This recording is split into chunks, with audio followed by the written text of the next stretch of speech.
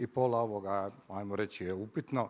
Znači, utrpali su nas u jedan podrum, nas 50, servirali su nam neko grozno vino, ono drugo smo morali platiti ne znam nija koliko eura, tako da svaki taj OPG i svaki je zasebna avantura, tako isto i kod nas, vjerujem. Tako da tu smo negdje, nemamo se čega mi sramiti ni stiditi. Idemo dalje. Ruralni turizam u kontekstu ruralne vizije i zajedničke poljoprivredne politike. Zvuči malo komplicirano. S nama je Silvia Nanni, DJ Agrije iz Europske komisije koja će sve to pojednostaviti. I još da, dok nisam zaboravio, nemojte Kinezima, nemojte servirati vino. Bar ne za sada. Vidjet ćemo za 5 godina. Ok, welcome. Thank you. I didn't have the translation anymore, so I trust that you said very nice things about me, or not. But okay, we will see. Thanks a lot. So thank you to the organizer. Thank you for the invitation and to the, especially to have the chance to go through a little bit, to zoom out a little bit and go back to the European level as well for this presentation. I just wanted to. What are we going to do for this presentation? It's just zoom in a moment on the common agricultural policy, but you know a lot. You are expert on agriculture, so I will not focus that much on that. But what I wanted to present you today was what the long-term vision for the use rural areas is, and how does tourism fits into the vision, and how are we trying to support the development of rural areas across Europe, knowing that many rural areas are very different, but have some common challenges and opportunities. I will leave you the slide, as the previous speaker told us. We can always go back to the slides after. But the key message on the common agricultural policy is that this is, of course, only one part of what we call the development of rural areas. So agriculture is extremely important, as we heard, especially young farmers and repopulation of rural areas via agriculture. But we feel this is one part of the puzzle, let's say one piece of the puzzle there. And we know that considering the European cycle, we will have a new college of commissioners very soon, so in next year most likely. And we will have, of course, a presentation of what the new common agricultural policy could look like then. So just to update you on that. But I want to focus more on the long-term vision for the rural areas. And here it's a quote from the European Commissioner President von der Leyen, very recent quote on the 27th of March, where we see that Europe is investing in rural areas because their prospects are Europe's future. So obviously the Commission, and that's the message I wanted to pass today, as a core interest, really the development of rural areas and the revitalization of rural areas as well. And how are we trying to do that? So in 2021, we published the long-term vision for the rural areas. This was a bit of a strange animal, if you want, because Vice President Suiza yesterday was present, but this communication, this initiative of the Commission, the vision, is really the work of three Vice Presidents and Commissioners. So we know Vice President Suiza, Commissioner Wojciechowski on agriculture, and Commissioner Elisa Ferreira on cohesion and reforms. Why I insist on this? Because normally there is one commissioner or one vice president who is in charge, but here for rural areas there are so many interlinkages and so many dimensions coming together that we wanted the three commissioners to work together on this. And what is the vision about? So the vision is really trying to bring together the aspirations of rural citizens and rural communities into one, and looking at the long term, because we know that the processes take a while. Changing our behaviors and our thinking takes a while, so we wanted really to look in the long term. And we thought about how to get stronger, more connected, more prosperous, and resilient rural areas by 2040, and longer than that if we can. And how are we going to do that? We have 10, what we see here, we have 10 shared goals by 2040 to achieve. And rural tourism, in fact, is part of the goals that the rural vision is all about. And I will focus on that as well.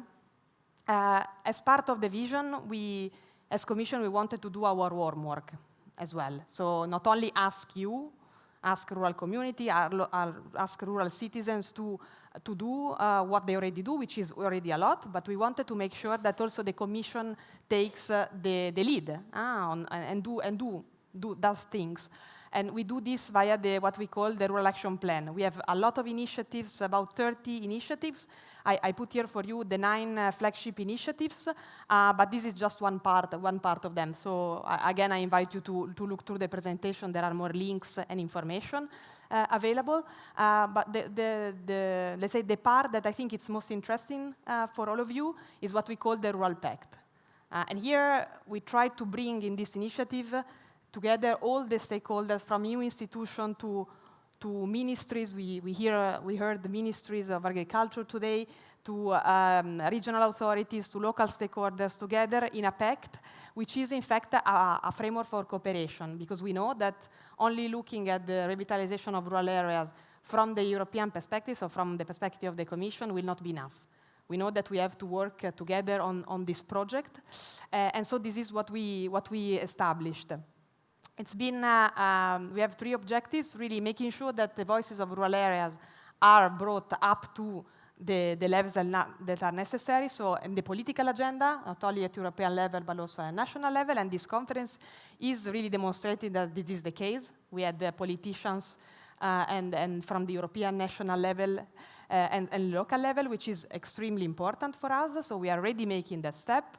But also the Rural Pact is about collaboration and mutual learning, but not only. It's also about commitment and actions. And that's what we wanted to do with the vision, making sure that we can all commit to do the action that we already do, but they are also recognized at European level.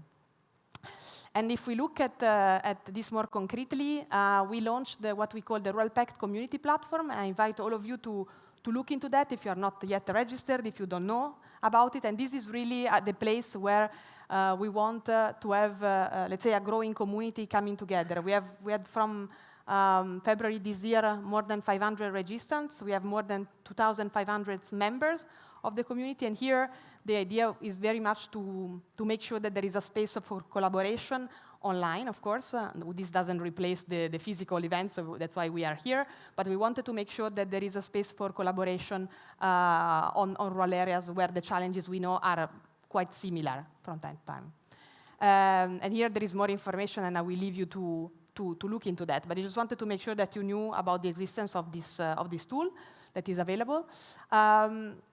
Where are we somehow with all the initiatives that the Commission is doing, that you are doing as well as part of the vision? We issued last week a report on progress. We were asked to report after 3 years of existence of the communication on how we are doing and what are we thinking also for the future. And that's a bit the baby that was newly born before the Easter break. And so I wanted to talk to you about this as well. And here the report really focuses on the 30 actions that the Commission is doing. And one of the actions I wanted to highlight is about, in fact, rural tourism. So we have a project that is led by the Department on Mobility that really looks at, in fact, increasing and actually creating a network of rural mobility and tourism, which is called the Rural Mobility Network. So again, a project that I invite you to look at, and this is a project where we have more than 25 municipalities across Europe who are thinking about mobility solutions on the ground, how to make sure that mobility is not only sustainable, but more than that, it's available, in fact, and what is the impact also on tourism, which is huge, because obviously you increase your tourism activities as well by making sure that the right connections, that tourists can move around and they can visit places that are even remote or more isolated. So this is one concrete project that I wanted to bring to you and to highlight. But we are also thinking a little bit at the future.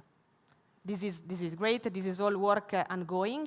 But what are we going to do as Commission in particular, but also with you, to continue the development of or our work on developing and revitalizing rural areas across Europe? And one part is going to be done through the Rural Pact. So we will continue as Commission to support this initiative and to facilitate the exchange of stakeholders, with ministries, with the regional authorities and European institutions through the Rural Pact. We will insist as well on really the relationship with ministries, with national authorities that are very important. So I really appreciated a lot the fact that several ministries were here yesterday and today, and not only from agriculture, but also from cohesion and territorial integration, which is very important, also beyond the Minister of Tourism and Sport, of course. So we will continue doing that, but what we will focus on this year and in the next year is also going more local, what we call going more local. So we have a series of events that I'm very happy to talk to you about and to share information. I'm sure after the conference this will be possible, where we want to talk to you. Fundamentally, we want to talk to you who are the experts at the local level and understanding how we can bring, in fact, this initiative that for the moment is very much European, more down to the national level, but also at the local level. So how can we be in touch with you, in fact, via other events to make sure that we collect the work that you do, we are aware of it, we can disseminate it, we can create exchanges where needed, and this is one of the priorities we have for the years to come. And then there is the dialogue at the European level, so in terms of EU policies. So as we said, this vision is for 2040. We know that in the European context, we go into cycles of 7 years, in fact, and we are now getting to the end of, let's say, to the end of the cycle. So we are thinking at which policies that we are in need for the next cycle, for the next 7 years. So we are talking about 2028 and 2034, more or less, as a cycle. And what we have done so far is come up with questions, with open questions. We are preparing these questions for what we call these questions for reflections are about what are the challenges arising from the population, how can we address them, what is the financial support, what are the policies and the money that we need to support the revitalization of rural areas, including rural tourism. How can we improve the financing? We have already a lot of money. We heard about it. They are available.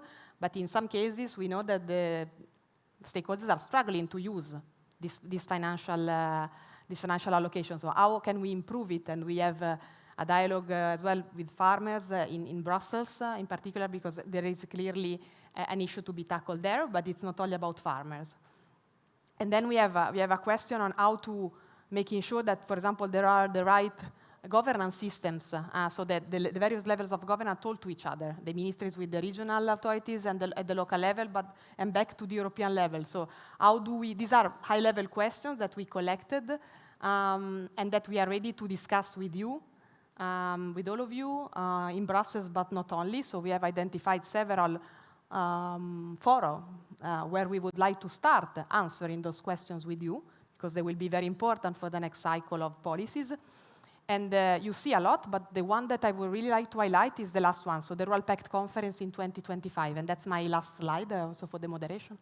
Meaning that we will organize next year, in spring next year, a conference that will focus on rural areas in particular, of course, but also making sure that the local level is well represented. And so we are very open to any suggestions on sessions, any suggestions on particular topic that you think are going to be prominent and they deserve recognition in the conference. So I invite you all to come back to me. There are contact details there, and in particular with suggestions on what you think, what would you like to feature in the conference next year. We are very happy to take your suggestions and ideas. So thank you very much for the time and for the opportunity.